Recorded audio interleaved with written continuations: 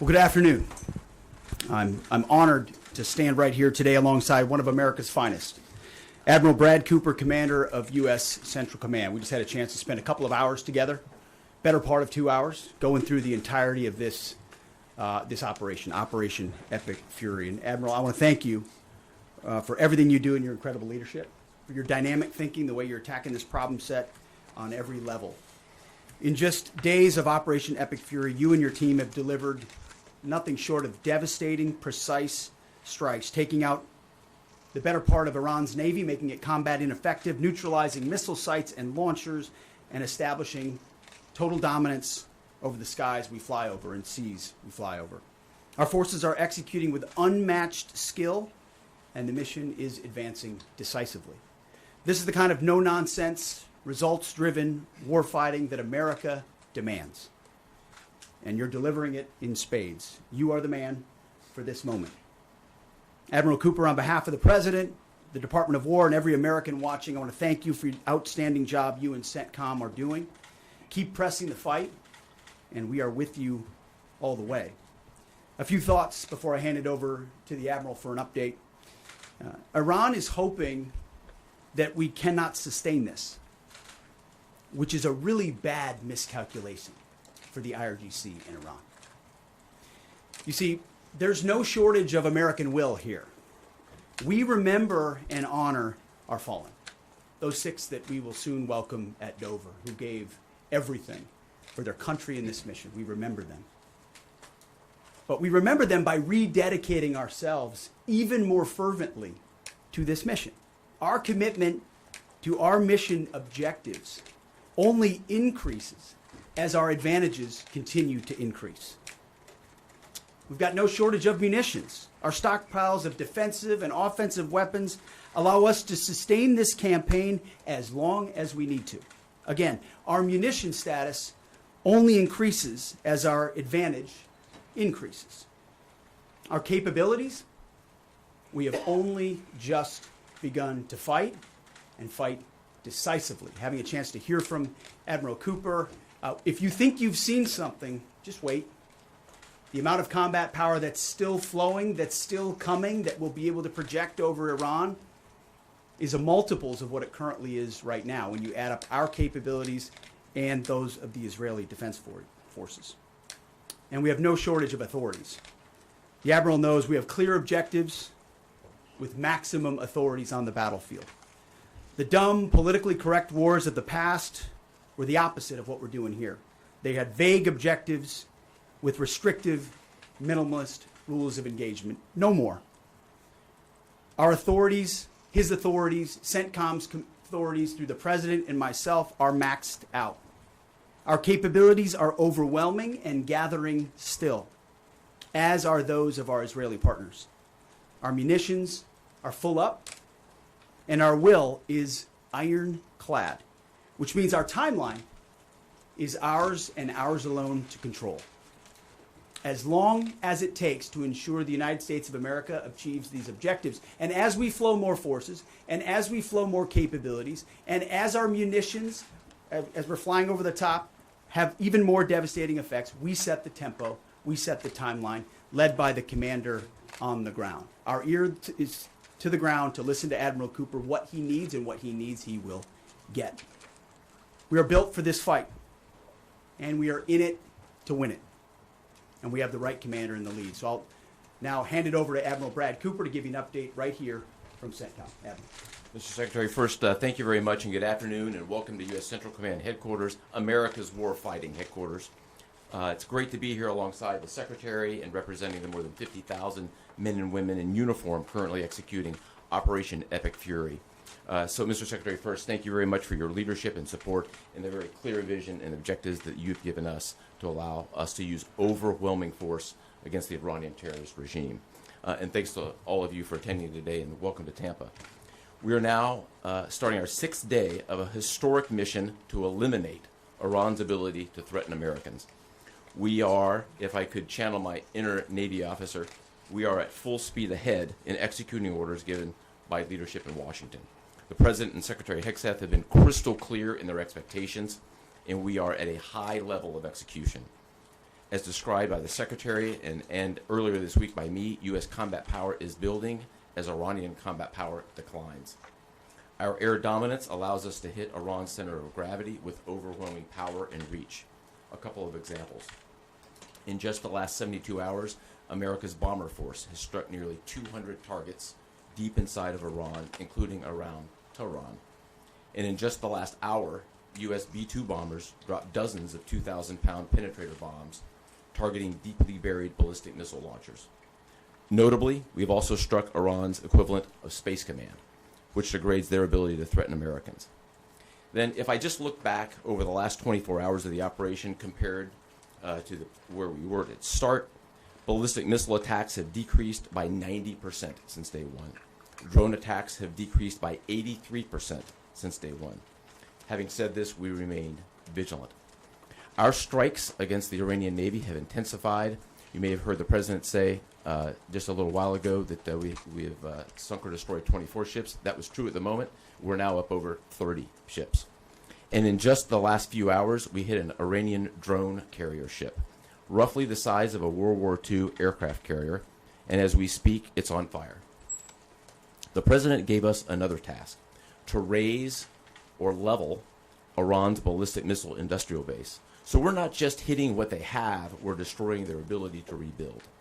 And so as we transition to the next phase of this operation, we will systemically dismantle Iran's missile production capability for the future, and that's absolutely in progress. This is going to take some time, but our forces are well supplied, as the Secretary said, and we are absolutely ready to prosecute this mission decisively. Our combined joint forces have relentlessly destroyed Iran's air defenses over the past few days, and they've continued hunting for more systems to kill. Our air defenders are operating at the very top of their game. I couldn't be prouder, shoulder to shoulder with our partners in the region in many cases, providing the most integrated air defense network in Middle East history. We are fighting to win. Through combined U.S. and Israeli combat power, we will continue decimating Iran's ability to project power outside its borders. And if I can just conclude by saying a strong salute to the brave men and women who are out on the pointy edge of this, really doing exceptional work. I just couldn't be prouder, and I know the American people share in that same pride. So thank you very much. Absolutely. And with that, we'll take a few questions. Yeah, right here. Sir, appreciate it. Admiral, I wanted to ask, or Mr. Secretary, the Ukrainian president said today that the U.S. has asked for specific capabilities to deal with Shahid drones, Iranian drones. And you guys talked about what you asked for, and has there been any surprises from Iranian capabilities that you guys have seen in the past 6 days? Go ahead. We're very familiar with Iranian's capabilities, and as you might imagine, we planned for it right from the outset, and I feel good about what the plan was. Like any good organization, we adjust as necessary to meet the environment, and we've made those appropriate adjustments. Absolutely. Right here. Thanks, Secretary Hegseth. I have two for both of you. One, was an American pilot shot down today in Iraq? And two, I've heard reports that there's enriched uranium stored in Isfahan. I've also heard reports that there's not a lot of bombing there. Is that on purpose? Do we believe there's enriched uranium there? And would we ever send special forces to secure it? As CENTCOM pointed out, that those reports of an F-15 being shot down are false. As you can imagine, Iran is doing everything it can to peddle in lies, deception, and inflation of numbers in reality, mostly to propagandize to their own people, right? They've shut down the internet. They're hoping they can convince their own population that they're having success. One thing one of their leaders said recently is that 500 Americans have been killed, they claim. These are lies. The lies will continue. CENTCOM will continue to debunk those lies. So, and as often is the case in conflict, first reports are often wrong. As it pertains to nuclear material and things like that, one of the objectives the President has always said is that Iran will not have a nuclear bomb, nuclear capabilities, but we would never disclose what we will or will not do inside operational plans. So Admiral Cooper's got a plan. We're working that plan, and targets will be struck or not struck according to what we want to achieve. Yeah, right there. Secretary Hegseth, the President said earlier today in an interview that he would like to have a say in who's the next leader of Iran. Is this an expansion of your military objective? Do you view it that way? And additionally, you spoke earlier today about how previous leaders have drawn resources from our hemisphere to the Middle East. Mm-hmm. How do you avoid that? Well, there's no expansion. Ultimately, I think the president's having a heck of a say in who runs Iran, given the ongoing operation we have. So there's no expansion in our objectives. We know exactly what we're trying to achieve. I think today's a great example of what this War Department is capable of doing. I was just in another part of Florida today where we announced, America's counter cartel conference. 18 countries coming together from Central, South America, and the Caribbean, coming together to fight cartels. That is something that is ongoing. We're focused there. We're focused in the Indo-Pacific. We can mass combat power in CENTCOM. EUCOM is able to support that as well. So we know we're laser focused on our hemisphere and our homeland. I mean, that's why we locked down the border. That's why we're working with partners to take on cartels. That's why we're sinking drug boats. That's why we're on the offense there. But the beautiful things about combatant commands is that, Brad Cooper's laser focused on Central Command, just like Frank Donovan is laser focused on Southern Command. We can do both. That's what a global power can do. Ultimately, this issue of Iran's nuclear pursuit and their unwillingness through negotiations to stop it was something President Trump has said for a long time needs to be dealt with. And after 47 years, he's doing something that no other president was willing to do. And we're doing it overwhelmingly, and we're doing it decisively, while also in other parts of the globe having the desired effects. I mean, take, for example, what we displayed yesterday, the Iranian ship in the Indian Ocean, sunk by Indo-PACOM, another combatant command, who coordinated with us in order to make that happen. So America's reach is global. Our focus here, though, these missions are narrow, they're scoped, and Admiral Cooper is well on his way to ensuring that we reach those objectives. Right here, yes, sir. Howard Allman, both condolences for the troops killed. The Ukrainians are talking about providing low-cost interceptors, given their experience. Is that something that the Pentagon is looking for? And Admiral Cooper, can you walk us through a little bit about how effective the Lucas drones have been, what kind of targets they've hit, and how much that's helped, given that they're low-cost alternatives to the more expensive Go ahead. Sure. I'm not familiar with the particular offer, but interceptors in general, we've had a number of new capabilities being fielded. Obviously, I'm not going to talk about it from an operational perspective of what those are. But I think you have seen over a period of time us kind of get on the other side of this cost curve on drones in general. If I just walk back a couple of years, you remember what you used to always hear? We're shooting down a $50,000 drone with a $2 million missile.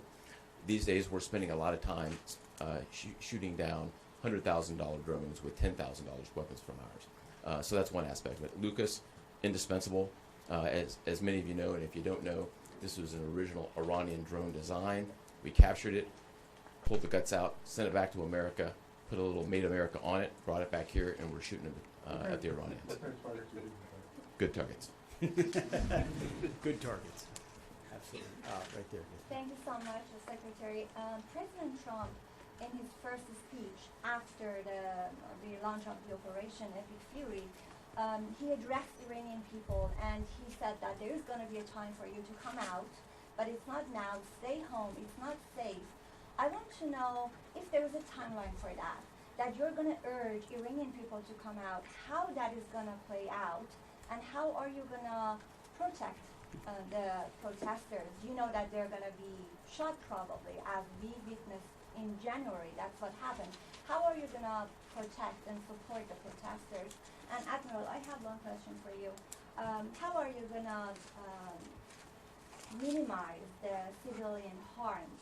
We have a lot of evidence that the Basij units, IRGC commanders, they are now gathering in schools, in hospitals, in purely residential areas because their headquarters are bombarded, they are ruined, of course. So how are you going to protect the civilians while you're attacking the IRGC people hard? Thank you. I would just say on the protests, obviously the Iranian people showed a lot of courage in those protests, and we saw the Iranian regime was revealed for what it is in the way they reacted to that. The world saw that. No one's done more than President Trump to reopen the opportunity for those who want a free Iran to do so. Ultimately, it's common sense, as he said up front. Don't go out and protest while bombs are dropping inside Tehran and elsewhere. So there will come a moment where he determines, or they determine, that it's the time to seize that advantage. But there's a lot of things we're doing and the Israeli military is doing targeting those individuals who are targeting those who protest. The more you do that and you erode their will and you erode their capabilities, the more you create an opportunity for people to boldly stand up. Yeah, I would just reinforce the point, we're targeting the people, or we're targeting the headquarters and the people who are targeting the protesters, first and foremost. I'd also just double down on the president's comments that he previously made to the people. Stay in your homes, keep things calm, stay out of the way. There's a lot of U.S. and Israeli capacity coming over. We're hitting a lot of targets. The best thing for them to do for right now is just to lay low. Right here. Secretary, one common outcome of American military action in the past has been taking in thousands of refugees into the American homeland, and I'm wondering if there's any safeguards put in place to make sure that the American people aren't having to have another wave of refugees from the Middle East or anywhere else come and stay here. I think it's safe to say there's no plan for a wave of new Middle Eastern refugees to the United States of America. I think, as the president has pointed out for a long time, there are a lot of countries in the region who would be capable of providing that kind of support if need be, but that's certainly not something we're planning on. Yeah, back there. Yeah. Yes, sir. Michael in Washington Times. I wanted to ask, I know, Semper Gumby is always a truism in the military. Did the British decision to refuse Diego Garcia have any impact on the mission itself? Did you have to adjust, or were you able to just completely, go with the mission without even worrying about that? Well, as the president stated, it was unfortunate that that the Brits didn't, from day one, say, "Hey, go ahead and have access." But we got there. We got there, and that's now part of the way that we're operationalizing bomber runs. And as part of when we say more to come, it's more fighter squadrons, it's more capabilities, it's more defensive capabilities, and it's more bomber pulses more frequently. The amount of firepower over Iran and over Tehran is about to surge dramatically. And part of it is that we're going to have even more basing. And it's not just the UK. We've had other friends step up, and we're grateful for that. Maybe one more right here. Yeah, the Azeri president earlier today basically authorized his Minister of Defense to begin preparing troops for some type of retaliatory action after the airport strike. Has the Department of War and CENTCOM been working on deconflicting with the Azeri if they were to move in or attempt something in retaliation? I'm sure there are plans, and I'll let the Admiral speak to that. But that does allow me to kind of address this idea that the war might be expanding, or there's chaos, and nothing could be further from the truth. If anything, what Iran is doing by targeting allied countries that would otherwise want to stay out of this, they've actually pulled them into the American orbit. So now you've got UAE and Qatar and Bahrain and Saudi and Kuwait and others saying, "Hey, we're with you. We'll shoot with you. We'll fly with you. We'll defend with you. We'll allow you more basing and other a lot of which we can't talk about and won't talk about. But it's actually firming up the unity of the resistance in order to focus exactly where we need to. So this idea that it's expanding or going, no, it's actually simplifying in a number of ways exactly what we need to achieve and how we'll achieve it. I don't know if you anything to add to that. I won't get ahead of policy in terms of what we might do. What I will point out is this is now the 12th country that Iran has attacked. 12 countries, and it goes right back to the Secretary's point. Those 12 countries are none too happy, and I look forward to working with all the partners who are willing to join us in this. And I would just close by saying, Mr. Secretary, one more question. What is your message to Americans who are concerned about security here at home with the change-up that we're going to see at the Department of Homeland Security? well, I think Kristi Noem did an excellent job over there securing our border and keeping us focused on threats, and the President making a change. We all serve at the pleasure of the President. I'm sure Mark Wayne Mullen will do a fantastic job. He's been a friend of mine for a long time. But Kristi did a great job setting us up for success. So I don't have any concerns about whether or not the homeland will be covered down on. And I'll just end by saying I wish every American could get a chance to see what we see. I had a chance to go into the control room, into the Tactical Operations Center, go see these young men and women that are doing this, the dedication that they show at every level, the way they've refined their craft. Now, I'm talking to a young colonel who's iterating on how we target and how we find and fix different aspects of what the Iranians are trying to do. If they don't know what they're up against. And if they think they've got it solved for, they're wrong. And ultimately, the combination of our ingenuity, the skill, the professionalism, the discipline, and then the sheer weight of the capabilities of the U.S. military, what you're going to see may look routine. It may start to be like, oh, another boat. Oh, another launcher. Oh, another drone facility. What it takes to do this with the precision that we do is world class. No one else can do it. And it's world class Americans. Like the ones I saw here, like the ones that are coming home that we're going to greet home, that are the engine of what makes our country great. And so I'm so grateful for folks like those here at CENTCOM, at Central Command, who are under your command. Thank you for your decisive leadership. And all I'll say to you is what I say to them, keep going. Because the President and myself, we have your back. Thank you, Admiral. Appreciate it. Thanks very much. Mr. Secretary, how's